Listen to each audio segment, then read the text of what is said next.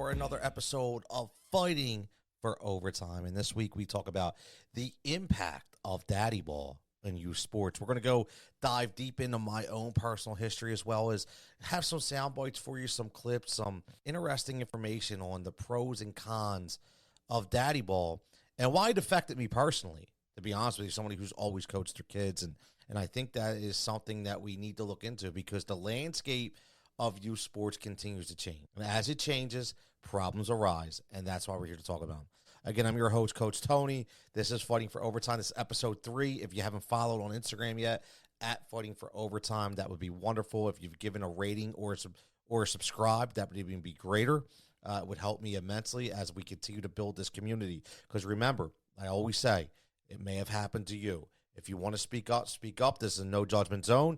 And as always, you are not alone. Now, the impact of daddy ball in youth sports, I found a few articles I thought that were pretty telltale. And I also have a soundbite from Jamaal Crawford, which is wonderful. It's about 2 minutes long. I'll play that shortly. And it kind of dives into him himself, NBA player as a dad coach, and how he had to change his mindset. Because this isn't just what the parents think. It's also what you think on your own. And I have a couple instances where I completely butchered it, to be honest with you. And I'm surprised my kids are even talking to me today, because I was so incessant on not being that daddy ball coach. But there was one particular person that somehow, some way, tried to paint me as Mr. Daddy Ball, which is great. We'll get into that earlier, or I should say later.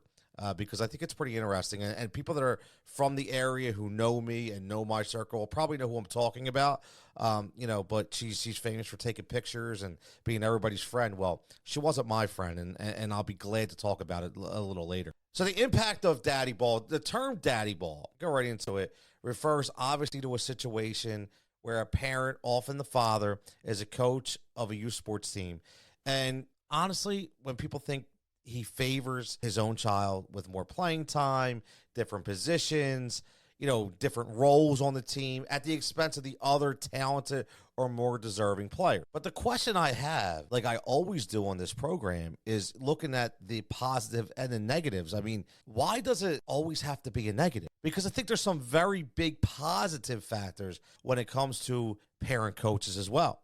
Now, I will say this, and this is no disrespect to any of my really good friends that are coaching in my township or in another township that they live in, but I animately feel you should not be allowed to coach in a high school athletics level if you're coaching already in the township that school is in. Let me give you an example why I feel this way. I feel this way because let's just paint a picture, and let's paint a picture of tryout, and let's paint a picture of, and this has nothing to do with daddy ball. This is a different instance, right? The different circumstance. So we'll just say me, right? Say me. I'm a coach for my township softball team, and I coach 14 girls. But I also am the coach of William Tennant High School, and I coach probably 7 of the same girls on that team. Well, we have to do tryouts, and we have to figure out who's going to be on JV, who's going to be on varsity. Well, I know 7 of the girls, but 7 of them I don't. So let's just think about this for a second. So one of the girls of the 7 that I know is a fantastic athlete. I've watched her play for the last 4 years. She's an absolute stud. I already know it. She's very, very good. Very polished, great teammate, good culture, good skills, everything, attention to detail. She comes to the first tryout, and she whiffs. She faces live pitching, doesn't get 1 hit, makes 3 errors in the field. What's the first thing I'm going to say? And again, I am not faulting anybody. This is not about saying it's laying fault on somebody for this thought, but indirectly, what is the first thing that I'm going to hear or say for that matter? I know her. She's just having a bad day. I've watched her play for years. She's fantastic. She's just having a bad day. Maybe her head's not right. She'll be fine. Now let's go to Exhibit B. Here comes Jenny from the block, right? Yeah, I'm a J-Lo person, right? So I had to tell Jenny from the block. But I'm sure if people are listening to this, especially my wife, is probably laughing right now when I say that. But I say it because Jenny from the block comes in and has the same tryout. Jenny from the block comes in and doesn't hit anything. She can't catch. She can't hit. She makes errors. Essentially has the same tryout as player A, who I've coached for 3 years. Do I say the same thing about Jenny from the block? Hell no. First thing I say is, man, this girl can't play. Maybe she was having a bad day. Maybe she is a fantastic player. Maybe she was nervous. Maybe she just couldn't handle it at that time. Maybe she felt awkward. Maybe she felt like, you know what, those 7 girls are in this clique and I'm not, and I feel awkward, and I'm trying to impress, and I'm trying too hard. Does she get that benefit? No, she doesn't. It's never going to be an equal playing field. If you have a coach that's already coaching the same girls on the regular, it just can't happen. And I feel like that goes for everything. And I'm sorry.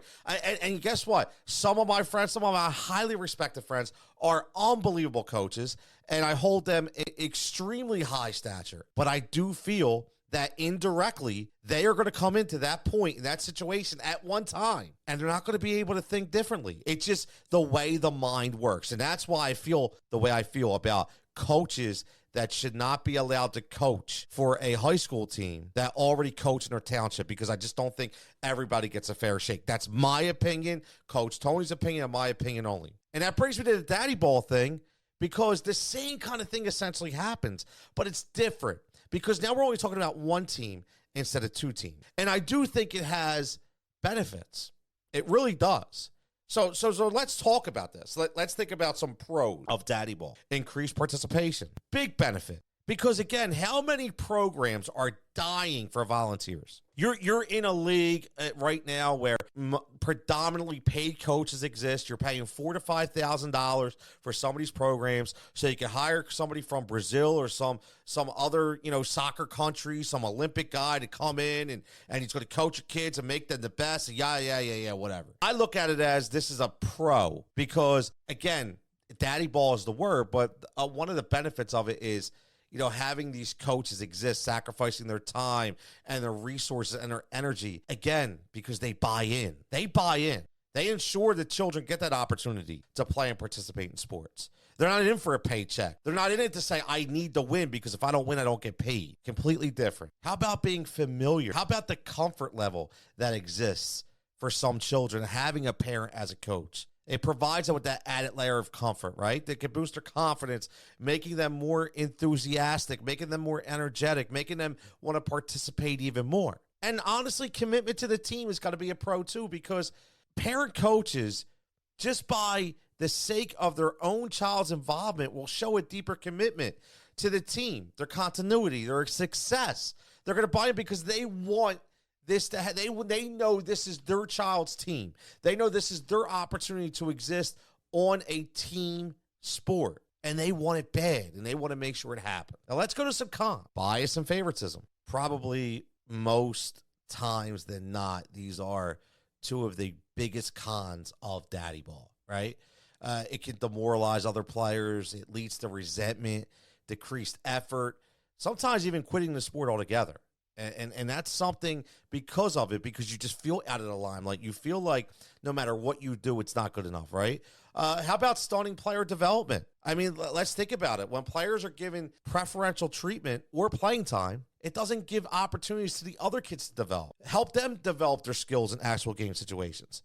Conflict of interest. Parent coaches sometimes can find it challenging to separate their parental instincts from their coaching duties, leading to decisions that may not be in the best interest of the team. Now, that can work both ways, right? I mean, that could lead to you being even harder on your child, maybe stunning his growth because you're looking at him in a completely different limelight.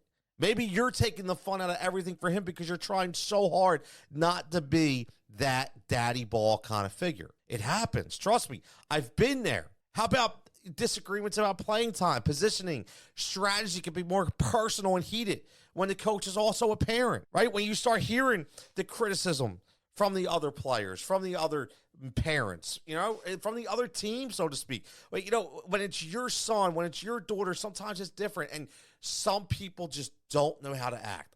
Listen, I do understand. Here's the thing. I'm not telling you 100% that I'm all pro or I'm giving you both sides. I'm giving you both sides because I want you to judge. I want to hear your story. I want to hear what you think the impact on the sport is. Some of the questions that have arisen from the daddy ball argument is, what about is there a potential for the quality of the game to decline? Think about it, right? If talented players are consistently sidelined in favor of the lesser skilled players, obviously due to favoritism, quality of the play will suffer dramatically. It's common sense. How about negative reputation? This is big because when you think about it, persistent issues with daddy ball can give a sport or a league a bad rep. People don't want to play in that league. They don't want to come to that league. It discourages new participants and even sponsors for self-funded programs. And again, that is a huge impact. Huge impact. And lastly, we have to talk about player retention. Think about those players that feel slighted. What's that lead? It leads them to quit. To leave the program. It leads to a loss of talent and passion from the sport. You're really playing with fire here when we talk about some of these negative impacts and questions. There has to be some type of balance. There has to be. And you have to find it. And you have to find it quick. Now, I want you to listen to this soundbite I have. And this is from the Pivot podcast run by Ryan Clark, which is unbelievable. One of my favorites. Love it, love it, love it.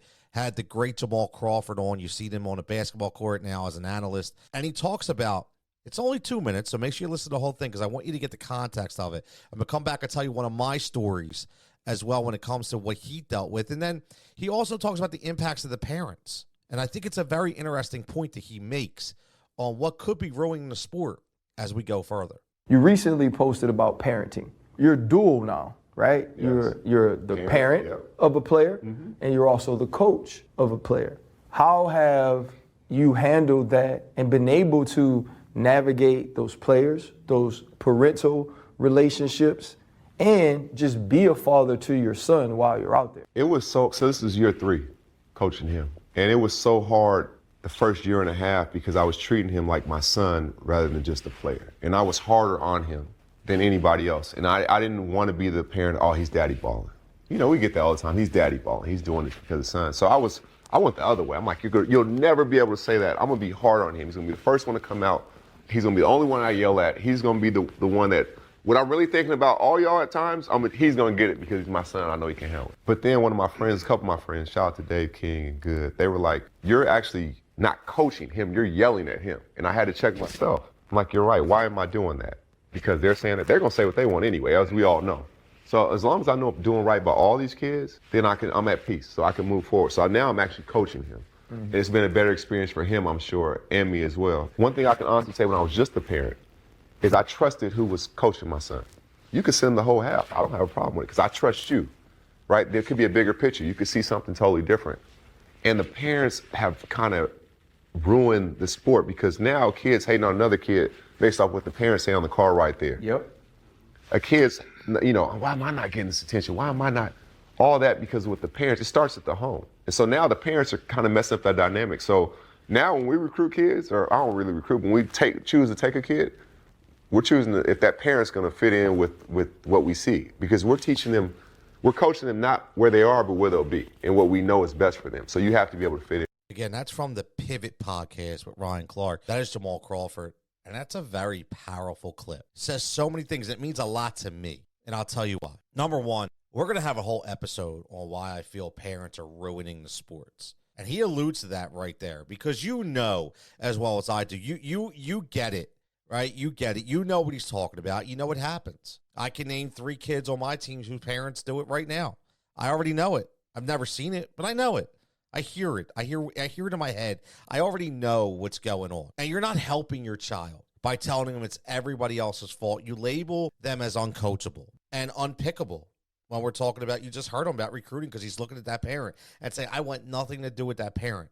Because I know he's going to stomp the player's growth just by being a parent and not allowing me to be a coach. Simple. And it's ruining the game. So we'll get into that on another episode. But I did want to set that in there because I do think that's very important when we talk about it because we're talking about daddy ball. So it has to do with parents, right? But what he said in the beginning about trying to find that balance as a dad and a coach, I struggled mightily with that at various times. And I will give you an instance when I struggled with it. And on a way where it affected my son.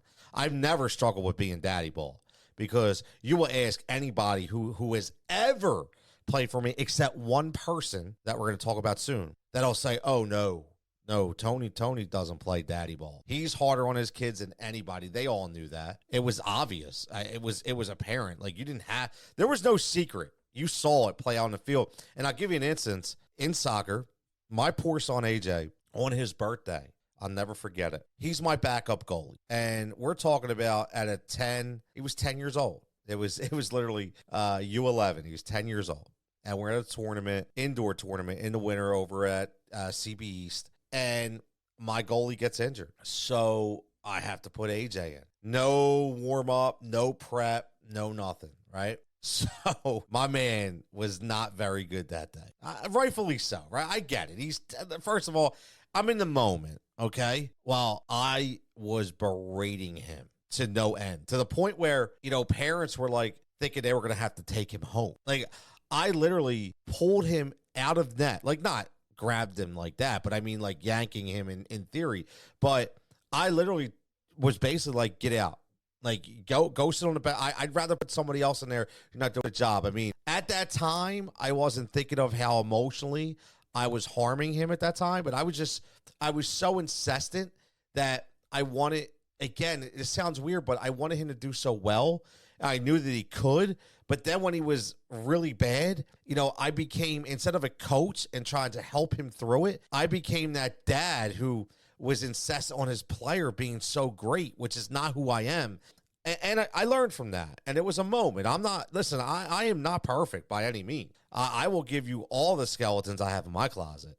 I am one of the most transparent people you'll ever meet. So I knew I had an issue, and I had to work through it. And I did. I really, really did. It took me some time. He's 17 right now. It might have took me up to 15 years old, but it took me some time. But one thing I would never be labeled as is daddy ball, except for one time. I'm going to tell this story. You know how I do with this podcast. Fighting for Overtime is all about fighting different battles, right? It's fighting different battles. And this fight that I had, I should have never had a fight. But because, like I've said before, we have individuals that live in society, especially in my township, that everybody thinks is Facebook friendly and everybody thinks is great. But behind the scenes, they're as vindictive as they come. Now, I'm going to be nice, and I'm not going to say a last name. But this happened. This is true. So, knowing that it's true, I have no problem whatsoever explaining the whole situation. So this, again, volunteer. Did Tony ever want to coach basketball? No, I did not. Why? Because it was my break. Not because I didn't like to coach, because I spent so much time with softball and soccer. Basketball was my kids' outlet just to have fun. At that point in time, it was never about travel. All it was about an in-house league where the boys could go practice a couple nights a week and play a game. That's it. Not getting crazy, not going anywhere, nothing. Just an outlet. That is all. And as usual, all the people that talk the big game, nobody ever steps up to coach. So it's always the same people year in and year out. Every sport, we all know who they are. So again, no coach, no team. So obviously, what does Tony do? He's Coach Tony, so he steps up and says, fine, I'll take the team. Against my better judgment, okay? Now, I was a basketball player. Wouldn't think of it now, but I could stand in the corner and knock a three down with the best of them. Just don't ask me to drive the lane because I'll probably get swatted because I'm only 5'5". But I do know the rotation of the ball. I do know the game, and I do know how to coach it. I just wanted a break. Simple. Just wanted a break. So I wound up coaching. Again, the whole thing is a cluster, you know what. Nobody knows who's on a team. People already bitching in the beginning. Oh, my son needs to be on this team. He wants to be with this friend. He needs this ride. He doesn't like this player. I don't like that mom. I don't like that. Oh, my God. Like, can we just play a friggin' basketball game? But no, it's all got to be a soap opera, right? Everything's got to be a soap opera. So I go in and I coach the team. Not once was I offered any help, nothing. But I was offered by a specific woman who offered up her husband's services, who never obliged anyway. But I guess that was just a way, and now I see, to get in better graces just to have her kid on a different level. I'll be honest with you. I coach very differently. I don't care if you're LeBron James. I don't care if you're Kobe Bryant. If you're an asshole, if you don't have a commitment, if you don't show up, don't care. I will cater to the kids who do. So if I'm having practices and kids are showing up, and out of 11 kids, I got 4 kids. Yeah, that's how sad this was. 4 kids showing up to a practice, well, guess who's getting the playing time? The 4 kids, because they deserve it. I don't care what the excuse is. I don't care how good you are. Then don't play. If you can't get there, then don't play. And you know what, Mom and Dad? If you don't like it, take a hike, take a walk, go play somewhere else. I'm very simple concept. And that's how I roll. If you don't like it, see ya. No problem. There's other townships to go play in. I have no problem with that. Go find another coach. Oh, or while you're at it, why don't you coach? Right? Why don't you coach? There's a concept, right? Maybe we didn't think about. So it comes to the point where I literally barely have enough kids to play games at a time. It was an absolute joke. But there was 4 kids who were there all the time, and one of them being my son. Was my son the best basketball player? Absolutely not. Was my son committed? Absolutely. Not just because Daddy was the coach. It's because he liked to play. He wanted to be there. Was he somebody that couldn't shoot a basketball? No, we're not. Listen, and even if he was, it wouldn't matter. But I'm just saying, the kid could play. Could hold his own. Again, in-house, rec game, wasn't looking to be an all-star. Well, speaking of all-stars, you have to pick 2 all-stars from each team to represent. If you heard the way I coach, you know where this is going. I have to pick a couple kids to be an all-star. And to be quite honest with you, there was only 2 kids in my mind. 2 of them were out of the 4 that actually showed up, weren't complete jerk-offs when it came to coaching, and actually had fun and smiled and wanted to play and listened to the teachings and actually developed. It's a concept. They developed. Why? Because they practiced. And they were absolute gems of teammates. Simple as that. One of them, yes, was my son. I have no problem saying that.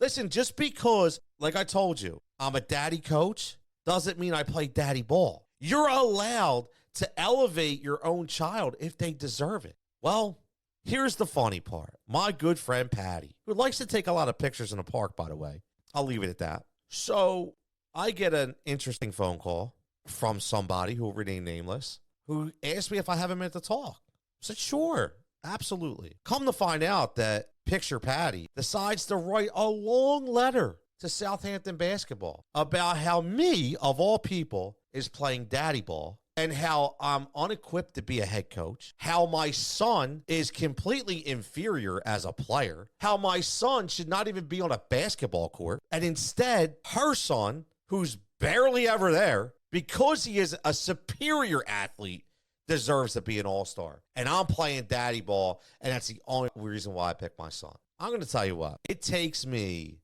a lot. It takes me a lot to hold back. Doesn't take me a lot to go from 0 to 100. I go there quick. It's the Italian in me. It's the reason why people nickname me Jigsaw. It's a mentality that I have, and I can't help it, especially when you want to attack my family. If you want to write a letter and you want to disagree, listen, everybody has their opinion. I still think you're an idiot, but you know what? Go ahead, have fun. But when you want to degrade me and my son at 12 years old, 13 years old, whatever he was at that time. Are you kidding me? Are you that much of, I'm trying to be nice. I'm trying to be nice. But again, he's everybody's friend. Such a great person. Hi, thank you. You're the best. Helping my kids get ready for soccer, taking pictures.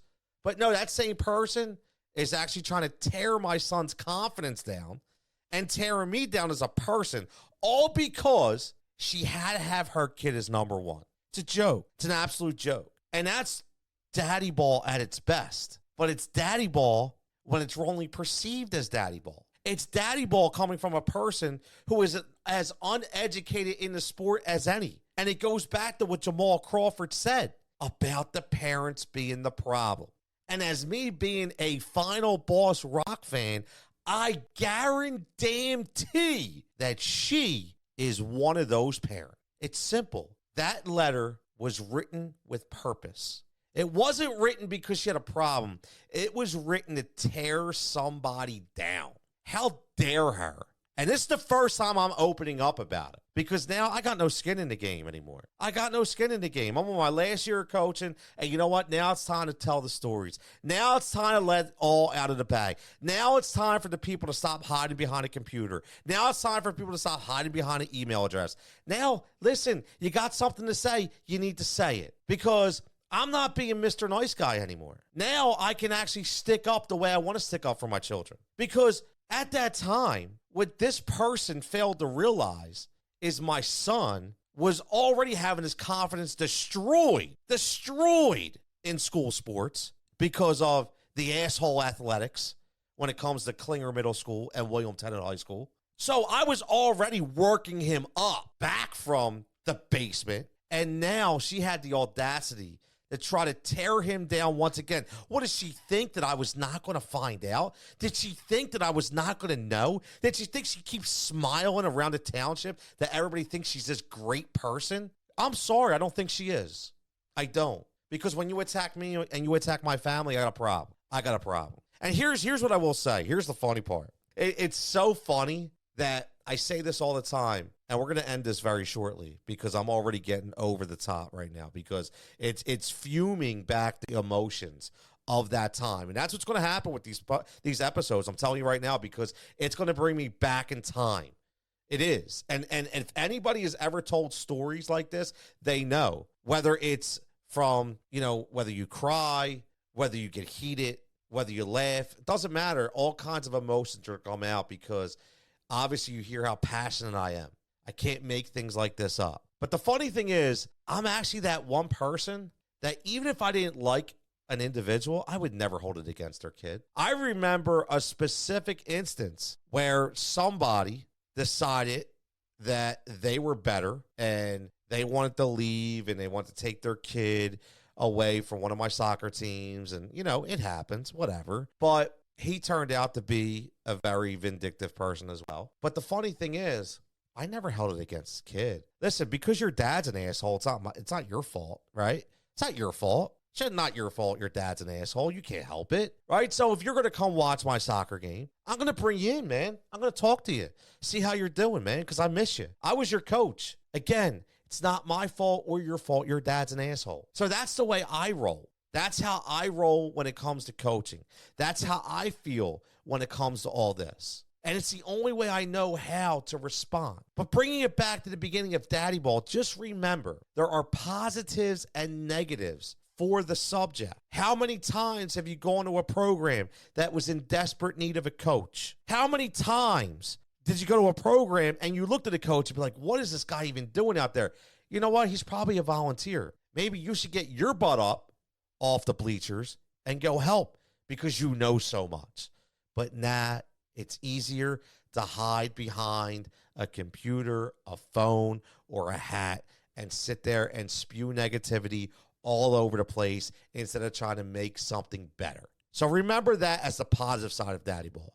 But again, I agree that there's also the negative side as well. Tell me if I'm wrong, but I feel like as the sport goes on now, all sports in general, that I feel like Daddy Ball has decreased a little more than it has in the past. So I think it's not running rampant as it used to be. I mean, let's face it, there's a lot of programs that are non-existent anymore because they couldn't get the coaches or because everybody's forced to play travel. So there's not a lot of Daddy Ball situations, but I do still know that there could be. And if you're in that situation, how do you react? If you've had a situation where you've been labeled as a daddy baller, I want to know. If you have a situation where you labeled somebody else as a daddy baller and you had premise in order to do so, I want to hear about it. How did you handle it? Again, because it's about telling the stories that other people may run into at a later date. This can help them cope, feel comfortable, understand. And again, like I said, I have no more skin in this game anymore. I have so many situations and so many stories that I'm going to tell because you know what I'm tired of is I'm tired of seeing people get accolades for somebody that they're not. And the only reason why they're getting it is because people live on social media and they feel like Facebook is the end-all be-all. And I say that wholeheartedly, that there's always a story behind the profile. Just remember that. There's always a story behind the profile. And it's not to be vindictive. It's not to be blatant.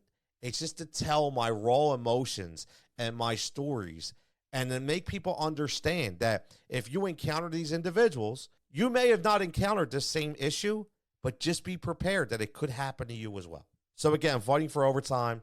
Coach Tony here. Again, Daddy Ball. the impact on youth sports. Have you felt it? Do you remember it?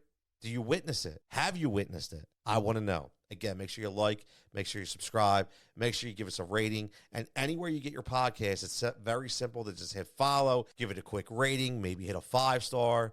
And jokingly, like I said, maybe a 1-star because you think I suck. It's all good.